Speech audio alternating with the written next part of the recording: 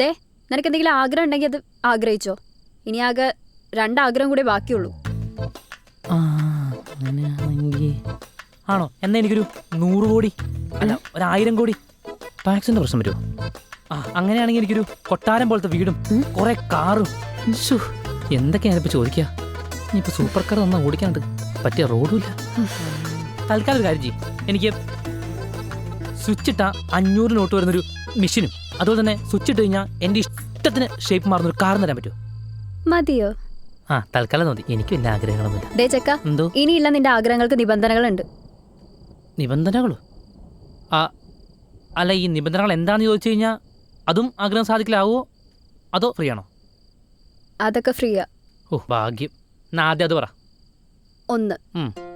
സാമ്പത്തിക ശാരീരിക മാറ്റങ്ങൾ വരുത്തുന്ന ആഗ്രഹങ്ങൾ സാധിക്കുന്നതല്ല. അപ്പൊ കാറും മെഷീനും ഗോപി. അതെ. ബാക്കി 2. ഇനി ബാക്കിയുള്ള 2 ആഗ്രഹങ്ങളിൽ ഒരെണ്ണം മാത്രമേ നിനക്കായിട്ട് ആഗ്രഹിക്കാൻ പറ്റുള്ളൂ. മറ്റൊന്ന് നാളിതുവരെ നിന്നെ കണ്ടിട്ടില്ലാത്ത ആർക്കെങ്കിലും വേണ്ടിയിട്ടായിരിക്കണം. അതിപ്പോ ശാരീരിക മാറ്റങ്ങളും ആവാം. അയ്യേ, ഇതന്നെ ടേംസ് ആൻഡ് കണ്ടീഷൻസ് ഉള്ള വരോ?